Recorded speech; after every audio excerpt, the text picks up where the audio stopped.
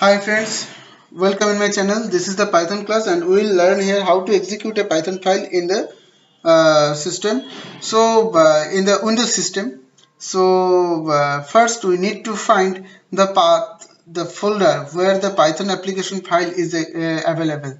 So for my case it is this is the folder path where the Python application this file is available. So I will go to the command prompt and cd slash then cd gap and then paste the file path, and now I am here where the Python application file is located.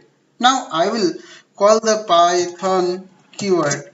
This keyword make system understand that someone is going to execute something which is written in Python.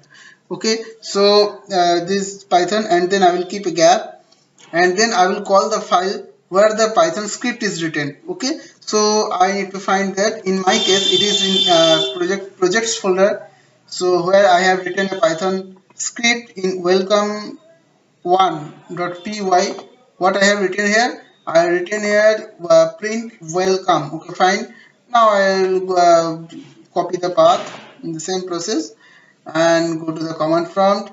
After the gap I will paste it, and then EB project show welcome 1.py file. Now where I have actually done, I entered in the folder where the Python application file is located, and then I will call the keyword Python, and then I keep a gap, and then I have given the path name including the file name where I have written the Python script. So I will just click the enter button. Okay, Python. Sorry, I have written wrong spelling. That is why I'm sorry. This should be Python Thon. I have written there HTON. Sorry. Now the code has been executed and it is printed that welcome. So this is the way we can execute Python file. Thank you.